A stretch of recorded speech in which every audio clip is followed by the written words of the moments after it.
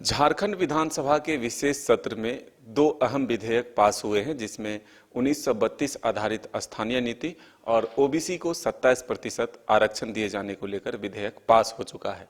लेकिन जो मुख्य विपक्षी दो दल हैं झारखंड में, आजसू और बीजेपी, उसके नेता हमारे साथ मौजूद हैं, हसन अंसारी जी और देवशरण भगत जी।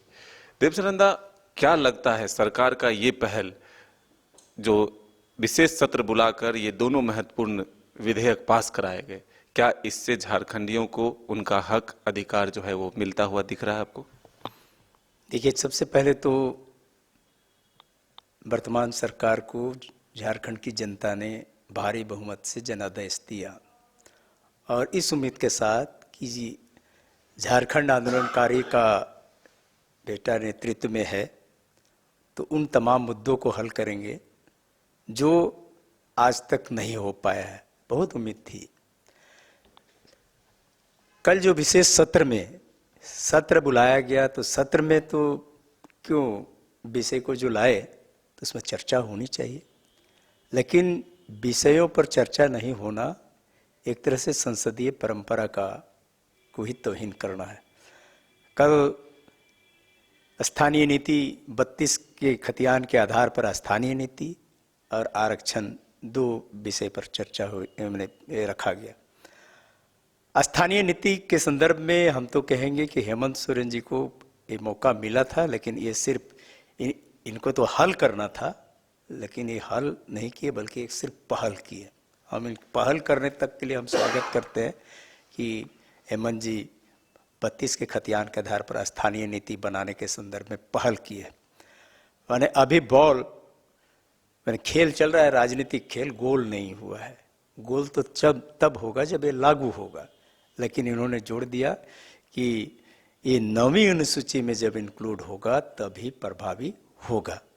तो 9वीं अनुसूची में जोड़ने का क्या रोड मैप है ये भी स्पष्ट नहीं है, जबकि स्थानीय नीति बनाने का 3rd और 4th ग्रेड में नौकरी कैसे देंगे इसको तय करने का पूर्णतः अधिकार राज्य सरकार को है।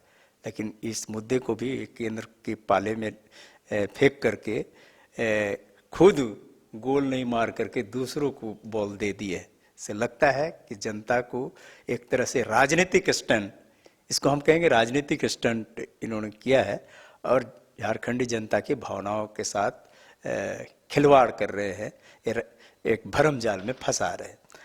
जहाँ तक आरक्षण का मुद्दा है, आरक्षण में इन्होंने 27% पिछड़ों के लिए, 28% अनुसूचित जनजाति के लिए और 12% अनुसूचित जाति के लिए, कुल मिला के 77% आरक्षण देने की बात कही है। ये बात इन्होंने विधेयक के रूप में रखा, लेकिन दूसरी तरफ अगर इन्हीं बातों को आप देखेंगे तो पिछले बार जब पंचायत चुनाव हुआ तो उसमें पिछड़ों को नगण्य कर दिए। अभी नगर निकाय चुनाव हो रहा है तो पिछड़ों के आरक्षण को समाप्त कर दिए। तो एक तरफ आप उनको आरक्षण भी नहीं देते हैं, दूसरी तरफ आप कह रहे हैं कि हम इतना % आरक्षण देंगे। तो इनके इस तरह के चाल को जनता देख रही है। इससे लगता है कि इनका नियत साफ नहीं है और ये भ्रमित करना चाहते हैं, ठगना चाहते हैं लोगों को। और कहीं ना कहीं जो सुप्रीम कोर्ट ने कहा था कि आप ट्रिपल टेस्ट करा करके आप अगला चुनाव करेंगे, तो आप सुप्रीम कोर्ट के आदेश का भी अवहेलना कर रहे हैं और ट्रिपल टेस्ट किए बगैर आप नगर निकाय के चुनाव कर रहे हैं। कल के दिन हम लोग का जो हमारा पार्टी का स्टैंड है, हम लोग कहते हैं कि जनगणना कराए, माने यहाँ जातीय जनगणना हो और जनगणना के आधार पर आरक्षण सुनिश्चित हो। जो कल के दिन ये जरूरत पड़ेगा ही। स्थानीय नीति का अभी तय ही नहीं हुआ है। आप एक तरफ कह रहे हैं कि हम बेरोजगारों को रोजगार देंगे, इसके लिए इतनी वैकेंसी कर रहे हैं। आखिर किस नीति के आधार पर आप रोजगार देना चाहते हैं, आपको तो स्पष्ट करना पड़ेगा। जब नीति ही स्पष्ट नहीं है, नियत भी साफ नहीं है आपका, तो रोजगार कैसे देंगे? कहीं ना कहीं अभी जो रोजगार आप 3rd 4th ग्रेड में देंगे तो वो इस स्थानीय नीति के तहत तो नहीं करेंगे, आप तो वही मैट्रिक का सर्टिफिकेट के आधार पर ही करेंगे। तो झारखंड की जनता को ठगने से नहीं चलेगा, ये राजनीतिक स्टंट से नहीं चलेगा। कुल मिलाकर के अभी गोल नहीं हुआ है, एक बॉल को अपना पहल किए है, हल नहीं किए है। आज हसन दा, आप किस रूप में देख रहे हैं? क्या सरकार का ये प्रयास झारखंड के लोगों के हित में है, इससे कुछ लाभ होगा, या फिर सिर्फ बीजेपी के पाले में देकर छोड़ देने का एक प्रयास है? देखिए, निश्चित तौर पर ये मसौदा आजसू का मूल मसौदा रहा है। अब इसके आंदोलन काल से ही हमारा भी ये मांग था शुरू से ही, और हमने लगातार झारखंड बनने के बाद में इस मुद्दे पर, इन दोनों मुद्दों पर हम लगातार संघर्ष किए हैं। लेकिन जैसा कि आपका विधेयक का प्रारूप देखने से ऐसे स्पष्ट पता चलता है कि राज्य सरकार इसको एक मात्र राजनीतिक दांव पेच के तहत जो है ना इसको लाया है। परिस्थिति बस इस तरह के मुद्दे को लाया है। सरकार इसको लागू करने के प्रति गंभीर नहीं है। अगर सरकार लागू करने के प्रति गंभीर होती तो विधेयक कल ही पारित हो जाता, एक लाइन का संकल्प पारित होता, उसी संकल्प के आधार पर आज से ये लागू हो चुका होता। लेकिन सरकार ने इसको 9th शेड्यूल में डालने का बात कह के कि जब 9वीं सूची में डाला जाएगा तब कहीं जाकर के ये लागू होगा, ये अपने आप में झारखंडियों को ठगने का प्रयास है। झारखंडी जनता इस भावनाओं को समझ रही है, इन चीज़ों को समझ रही है कि भावनाओं के साथ वो खिलवाड़ कर रहा है। आने वाला समय में ये सरकार इस मामले को कुछ नहीं कर पाएगी। आपको पता होना चाहिए कि केंद्र में सरकार एनडीए की है, वहाँ पर पार्लियामेंट जो है 543 सांसदों का प्रतिनिधित्व करता है, लोकसभा और राज्यसभा। तो ये रोड मैप बताए ना कि किस आधार पर झारखंड सरकार भारत सरकार से इस विषय को 9th शेड्यूल में डलवाएगी। इसके पास कोई प्लानिंग है क्या? जब इस तरह की बात है ही नहीं तो इसको तो कह सकते हैं कि न राधा का नाम अंतेल होगा न राधा नाचेगी।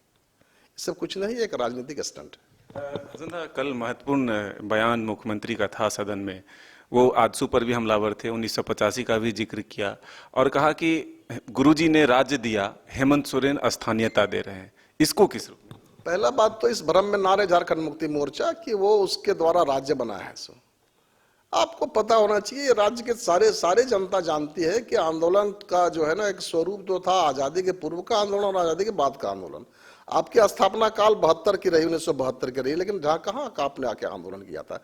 जब आजसू एग्जिस्टेंस में आई 1986 में, उसके बाद 1987 से ये उग्र रूप लिया और हमारे ही आंदोलन का ये परिणाम रहा कि भारत सरकार ने झारखंड के मसले पर दिल्ली में वार्ता के लिए द्वार खोला।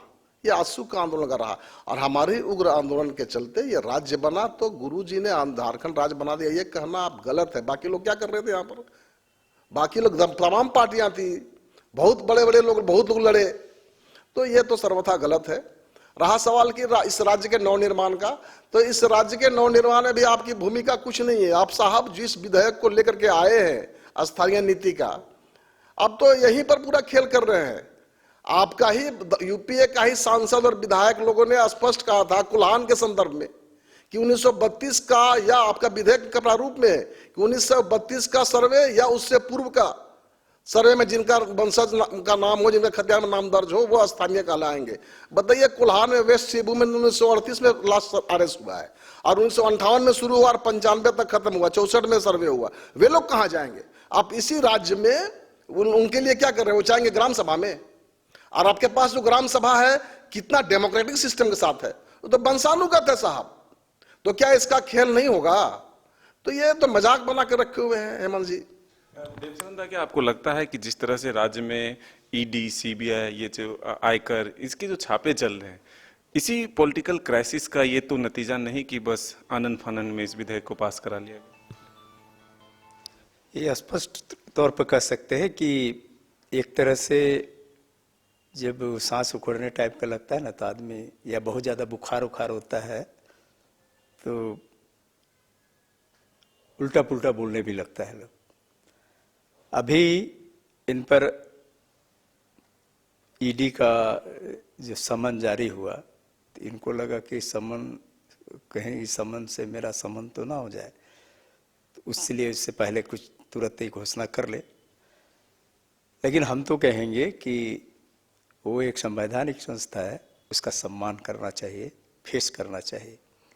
जब आप पाक साफ है तो आप इसे घबराने की क्या बात है? तो कहीं ना कहीं ये अपना हड़बड़ी में इस तरह का निर्णय लिए हैं। अगर कुछ महीनों का हम अगर इंतजार कहें तो अगर ये मूर्त रूप नहीं लेता है विधेयक, 9वीं अनुसूची में जो भेजा गया, अगर वो संविधान नहीं बनता है तो फिर आजसू क्या करेगी आगे? हम तो स्थापना काल से भी झारखंडी पहचान की बात करते हैं, झारखंड के लोगों की स्वायत्तता की बात करते हैं, संसाधन के लूट के खिलाफ हमेशा खड़ा रहते हैं। आज भी हमको लगता है वो विषय जिंदा है, उसी विषय को लेकर आगे भी संघर्ष करेंगे। तो ये थे आज आजसू के नेता हसन अंसारी और देवशरण भगत जी, जिन्होंने साफ तौर पर कहा कि सरकार का ये फैसला जो है वो आनन फानन में लिया गया है, हड़बड़ी में एक गड़बड़ी हुई है, इसे पहल के रूप में जरूर देखा जा रहा है, लेकिन राज्य के लोगों को तभी जाकर इसका लाभ मिलेगा जब एक मूर्त रूप ये बिल जो है वो ले। अपने सहयोगी विकास के साथ Madan Singh, news by scope, Ranchi.